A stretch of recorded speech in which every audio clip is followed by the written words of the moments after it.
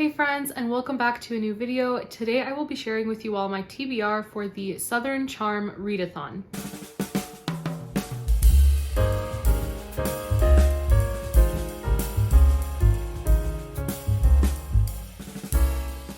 Before we talk about the readathon, there are a few things I just wanted to mention. First of all, I am sorry for disappearing for the last few weeks. I've had some unexpected health challenges come up, but things are on the up and up. I have a diagnosis, treatment, everything is going to be okay. But it has been challenging, and I also finished nursing school, so it's been a bit of a hectic few weeks. But I'm hoping over the next month or so, I'm able to get back into the swing of things. I will be busy studying for my licensing exam, but I do hope that I will be uploading more frequently than I have been over the last month. And if you can't tell, I also have new bookshelves, which I'm so happy about. And I'm hoping to film a new bookshelf tour kind of video in the next few weeks, and it won't be the next video that comes out, but I think it'll be the one after. All right, but moving on to the readathon. So my lovely friend Amanda from Book Lover Amanda asked me to be a co-host for this readathon, and I just have to say I'm gonna be a terrible co-host. I won't be able to film any dedicated reading vlogs or anything like that for this readathon, but I'm still so glad that she asked me to participate, and at least I can share this readathon with you all and share my TBR and hopefully encourage you to participate if you would like to. And it is a very low-key, very low-pressure type of readathon. Even if you read one book in the entire month that fits any of the prompts, you've participated, and it's very fun. There's also a gorgeous bingo board that has all the prompts on it, and I'll have a picture of that on the screen. So without further ado, I'll just go over all the books that I plan on reading for this readathon. So there are 9 prompts in total. One of them is a free space, so you can fit any book for that, and I have 5 books here that I have managed to select, and they fill all of the prompts, which I'm very happy about. I didn't want to be too stressed and pick 9 books and not get to all of them. But the first prompt is Bless Your Heart, an emotional or heartwarming book. And for that, I'm going with a recommendation that Amanda actually shared, and that is Where the Road Bends by Rachel Fordham. This one I heard is very heartwarming, and I've heard nothing but good things about it. And it says, the strongest love is formed in the crucible of hardship. As Nora King surveys her family land in Iowa in 1880, she is acutely aware that it is all she has left, and she will do everything in her power to save it, even if that means marrying a man she hardly knows. Days before her wedding, Nora discovers an injured man on her property. Her sense of duty compels her to take him in and nurse him back to health. Little does she realize just how much this act of kindness will complicate her life and threaten the future she's planned. Nora's care does more than aid Quincy Barnes' recovery. It awakens his heart to possibilities. Penniless and homeless, he knows the most honorable thing he can do is head on down the road and leave Nora to marry her intended.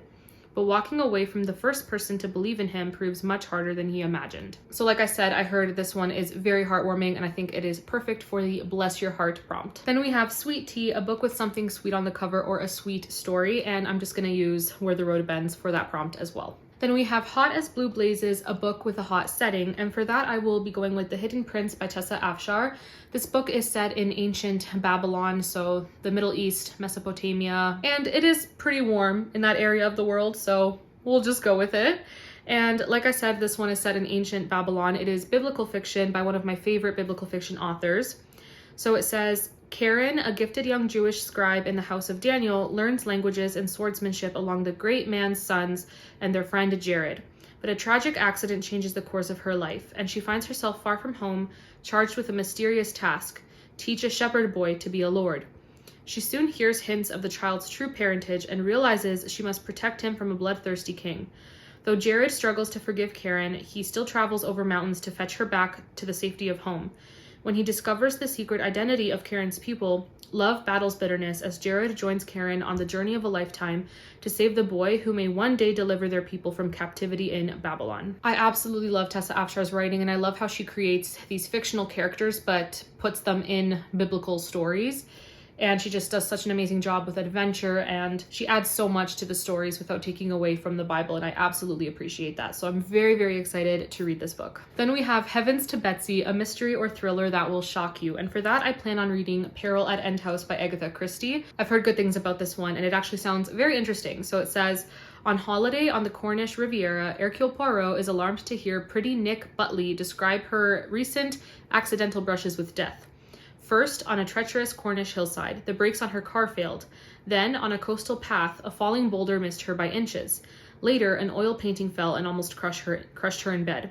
So when Poirot finds a bullet hole in Nick's sun hat, he decides that this girl needs help. Can he find the would-be killer before he hits his target? I heard it's very fun and I'm looking forward to it. Even if it doesn't have the biggest shock value, I still think I'm going to very much enjoy it. Then we have The Free Space, which is any book, thanks to Southern Hospitality, so any of the books I already mentioned can fit into that. Then we have All the Fixins, a book in multiple genres, and The Hidden Prince works for this. It is, I guess, Christian fiction, even though it's set in the Old Testament, but it's historical fiction at the same time.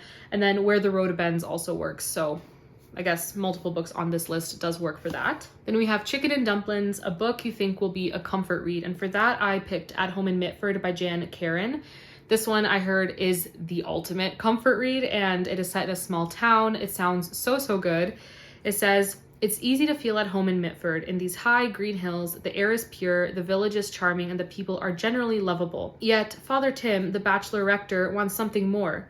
Enter a dog the size of a sofa who moves in and won't go away. Add an attractive neighbor who begins wearing a path through the hedge. Now stir in a lovable but unloved boy, a mystifying jewel theft, and a secret that's 60 years old. Suddenly, Father Tim gets more than he bargained for, and readers get a rich, provincial comedy in which mysteries and miracles abound. That sounds like the ultimate comfort read, and I really hope I love it. The next prompt is Hey Y'all, a book with more than one POV, and for that, The Hidden Prince does have more than one perspective. We have our female lead and our male lead, so counting this. And the very last prompt is Howdy Partner, a book featuring friendship or family. And this is another one in which I am going to be using Amanda's recommendation, and I am deciding to go with Wishtress. I can't say this title. Wishtress by Nadine Brandes, and I believe this one has great friendship / found family vibes, so this is my pick. And this one says, she didn't ask to be the Wishtress. Mirth was born with the ability to turn her tears into wishes, but when a granted wish goes wrong, she is cursed. The next tear she sheds will kill her. She must travel to the well to break the curse before it can claim her life, and before the king's militarin find her. To survive the journey, Mirth must harden her heart to keep herself from crying even a single tear. Then we have Bastien. Bastien's powerful and rare talent came in handy when he kidnapped the old king. Now the new king has a job for him. Find the Wishtress and deliver her to the Schloss? But Bastien needs a wish of his own. He gains Mirth's trust by promising to take her to the well, but once he gets what he needs, he'll turn her in. As long as his growing feelings for the girl with a stone heart don't compromise him. Their quest can end only one way, with her death. Everyone seems to need a wish. The king, Mirth's cousin, the boy she thinks she loves. And they're ready to bully, beg, and betray her for it. No one knows that to grant even one wish, Mirth must pay with her life. And if she tells them about the curse, they'll just kill her anyway. I've heard really good things about this, and I'm just very excited and can't wait to try it out. All right, friends, so those are all the books that I want to read for the Southern Charm Readathon. I am obsessed with the prompts. They are so fun. They're all such a vibe, and I'm so excited for this readathon. If any of you are participating, please let me know in the comments what you plan on reading. But that is it for this video. Thank you all so much for watching. I appreciate each of you for taking time out of your day to watch my videos. It means the world. Thank you so much. And that's it for this video. I will see you all in my next one. Bye.